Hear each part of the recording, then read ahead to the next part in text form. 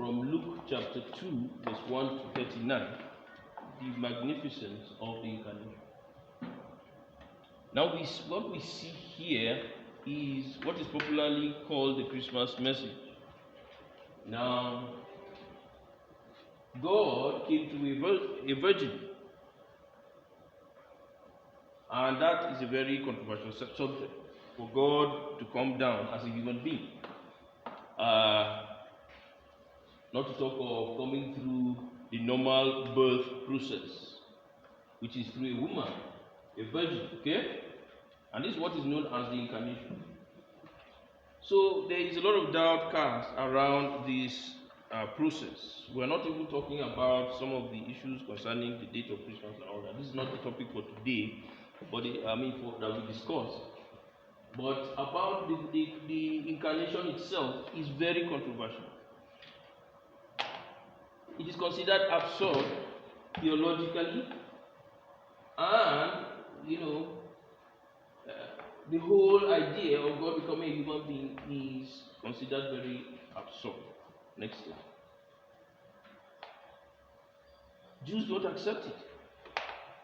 Jews don't accept it. It is not a Jewish theological strong point to say that God came down. Remember Genesis chapter 6. Okay? Angels coming down to be with human beings was considered a terrible thing, to marry human beings. So if you suggest an idea that a child is born from divine conception, you might be alluding to that for them, and it is considered blasphemous. So, when you look at it generally, the coming of Jesus Christ does not suit the Jews, it suits the Gentiles, okay?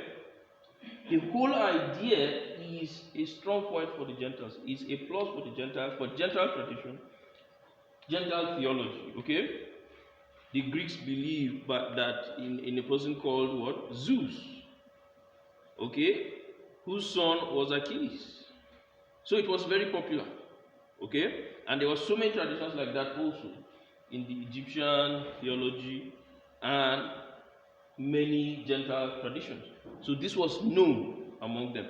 And that is why Jesus coming for the Israelites, it was seen more of an insult to their own tradition rather than a plus. But in the light of the king, the coming king, who was a descendant in the line of David, okay? Now this the Jews would accept. They would have accepted a king that was a descendant of David. Okay, next slide. So the Incarnation is the most important concept that humanity has ever encountered, as absurd and controversial as it is. It is the most absurd, the most important occurrence, as absurd as it was then, because it created a lot of controversy. Jesus being born in the Jewish tradition, but, sort of theologically backing the Gentile tradition, that God would enable a woman to conceive. The human mind is unable to understand that.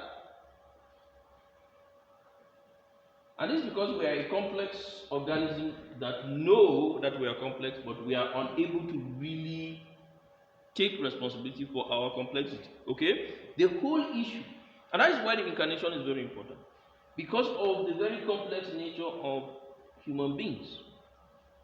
Okay? That is what makes it necessary. Having a king is a normal thing. Leadership is a normal thing for human society. But for that leadership to cross the boundaries of the natural world, now is a step higher. Okay? Now that takes the whole thing a step higher. And from time immemorial, human beings have interacted with spirit beings. And this has been the reason for their survival. Okay? Now the only issue, now that is the only issue that makes the incarnation of so much importance. Okay? If not, the king is enough. A lion is a king of his pride and is considered a king of the jungle. Okay? It's very normal. He lives and he dies and goes, and life goes on.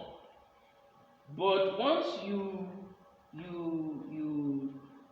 cross over to that idea of God coming in human form, you have really expanded the boundaries. And it actually fits into what humanity has become. Because humanity is the only creature in the world that has gone beyond what God has given us. God gives us a skin, He gives us eyes, He gives us hands, and we can harvest food and eat. But human beings have gone a step higher. They begin to wear clothes. They begin to conjure spirit beings, okay? Even the discovery of fire is related to that.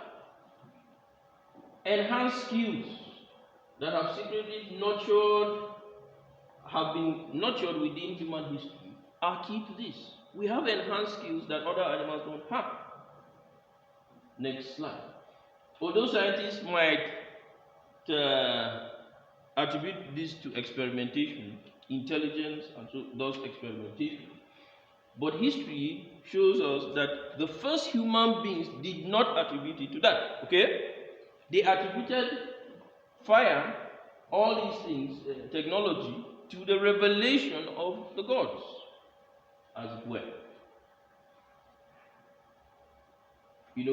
They had to make a fire, to cook and to stay warm. To cook food before they eat, instead of eating it raw like other animals. To stay warm. They are not given the kind of skin that will protect them from cold. And so they need fire. And also warm clothing. To make sharp tools, to make this warm clothing. Sharp tools to hunt and to defend themselves. Crop farming and animal husbandry. Mining and metal forging. Shipping and exploration. Astrology and astronomy. Medicine and healthcare. Okay? All these things were the foundation of all these things were never attributed to what? Just observation. Okay? They were attributed to learning from a supreme being, a superior being. Okay? Never. And if those human beings were so smart as to create religion, as the scientists say, wouldn't they be smart enough to even create science? But that's the problem. They did not.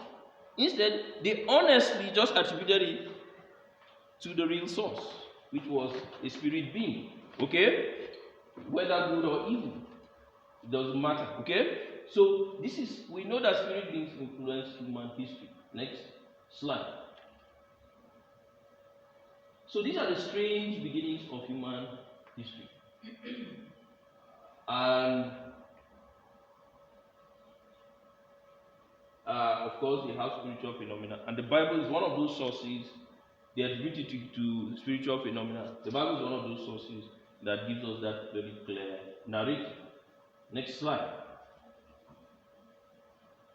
We see in Genesis chapter 2 verse 15, Genesis 4 verse 1, we see human beings domesticating animals for the first time, growing food for the first time. Next slide. Making tools, starting from musical instruments, okay, for the first time. Next slide. We see shipping in Genesis chapter 6 verse 1 and 9 verse 1 to 5. And we see also another stage of animal domestication, okay?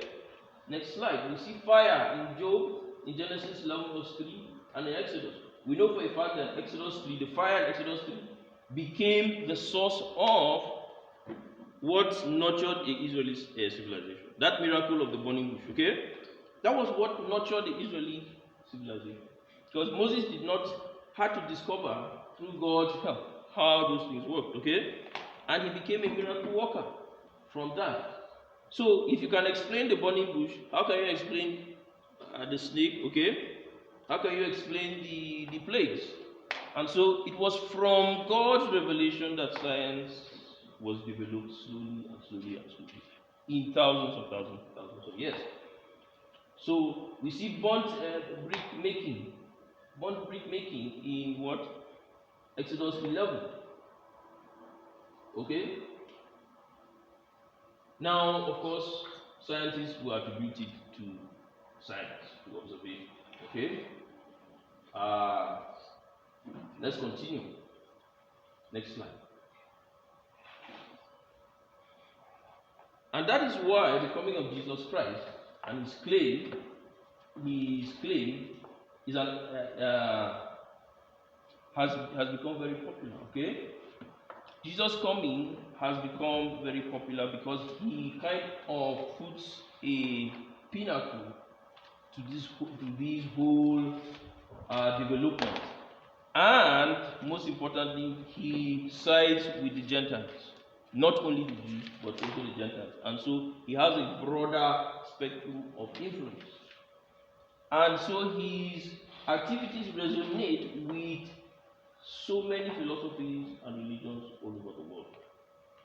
And he exemplifies hope. Because of that, he exemplifies hope.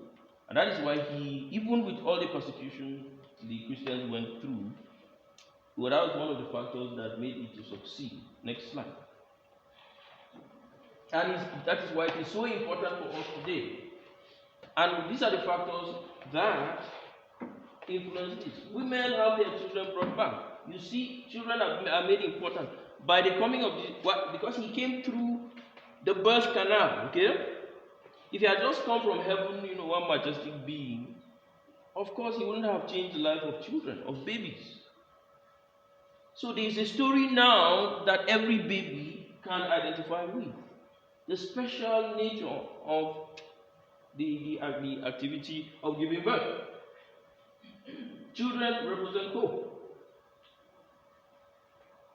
And the future is now seen with the eye of hope. The symbolic appearance of that star that night, okay, still brings back that whole story of hope. And not only that, the greater significance of something out there, not just in the earth, but something out there in the stars. And you find that this also resonates with atheists. A lot of those astrologers, astronomers, became astronomers who were atheists. And that idea of hope in the stars is very, very clear. Next slide. Because of what Jesus did, he created that idea that once you believe in humanity, you have to somehow believe in him. Okay? Because that is what he stands for. He stands for the collective. He stands for the one man. That the whole humanity is one man. Okay? He's a collective, he's one, and he's one man. That is what Jesus came and represented. And no human being on earth has ever done that. Okay? No human being on earth has ever done that, or coming from outside the earth. And better still, he came in a manner that neglected the vainglory of a king and took up the humility of a servant. He represents humanity. Jesus represents humanity. Next slide. So he says, "Come unto me, and I will give you rest." Is that not? All you who are weary and heavy laden, that I may give you rest. His coming is the fulfillment of what the Bible calls the Sabbath. Rest for humanity. And this has great implications. We'll be discussing that today also. And it is good to celebrate his coming, because that is the beginning of the Sabbath. Okay? He created first, second, third day, fourth day, and the seventh day he rested. And that seventh day means a lot. It means it has a great significance. And this seventh day is the very culmination of his plan for us. Okay? His plan for us. So that plan is what is important. And every human being pursues that plan. And once we understand the end product, we will understand what he stands for. But the idea is in celebrating Christmas and celebrating his coming, we must understand that not everything that looks like him is him. Okay? And this is what the only thing, next slide, that we must be careful about. And this is given to us in Revelations chapter 11. When we look into Revelations 11, we'll be able to see those problematic areas. And that is not only in Revelations 11, but Revelations 12 and 13. We see those problematic areas, and we'll be able to deal with those issues. Okay, where Satan tries to copy what Jesus did. And unfortunately, in Christmas is that very one feast where Satan has really tried to copy. And there are a lot of people who don't believe in the way Christmas is celebrated these days. And so we must be careful and listen while looking at Revelation chapter 11, okay? Especially to see that we celebrate Christmas in the right way. So that will be the end of the recording.